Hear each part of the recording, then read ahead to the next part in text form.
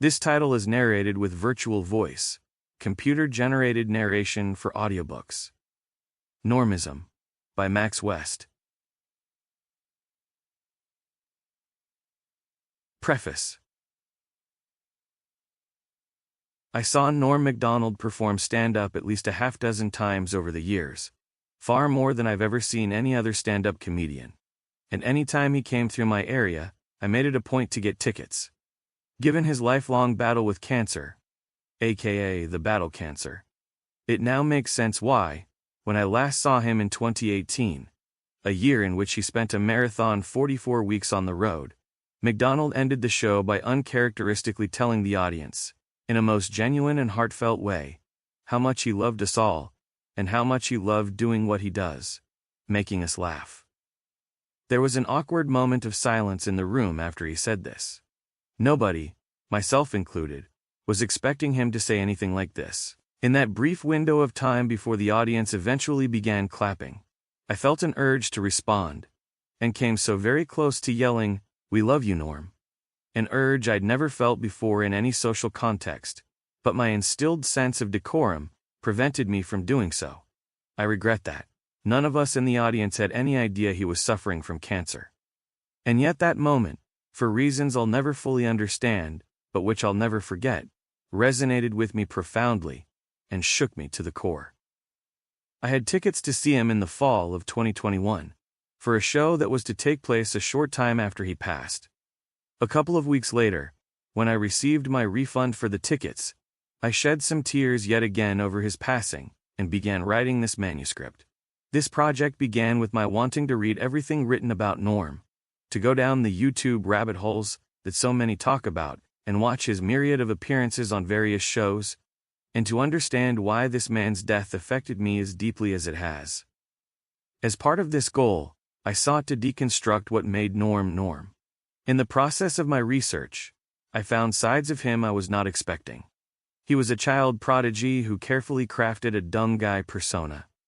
And what was also largely hidden from public view was his Christianity, his cultural conservatism, and how well read he was in literature, philosophy, and theology, all of which he would subtly weave into his material. In short, he was a far more intelligent man than he generally led us to believe.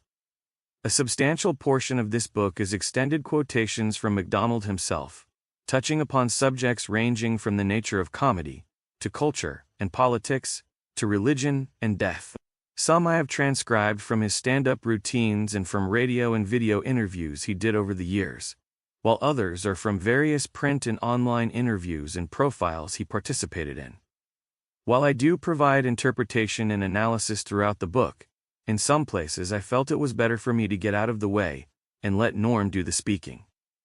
As it has been for countless Norm fans around the world, myself included, his death was completely unexpected, and our reactions to his passing, the depths of our grieving for a man most of us never met personally, have been unexpected as well, moving us profoundly. Among his fans, Norm's everyman persona engendered a sense of relatability and connection. He was more than just a comedian telling jokes. He embodied his material in such a way that the comedy and comedian were one and the same. He will be greatly missed. 1. Personal life. Norm Macdonald kept his personal life and past largely hidden from public view. Nonetheless, from various sources we can glean certain salient aspects of his life that shaped the man and his humor. The secret illness. On September 14, 2021, the comedy world lost a legend. The great Norm Macdonald, who at the age of 61 died after living with leukemia for close to a decade, something he'd kept hidden from even his closest friends. He kept it quiet because he didn't want it to affect his comedy, his brother Neil said.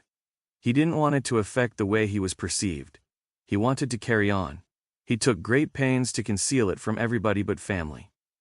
CBC News, 2021.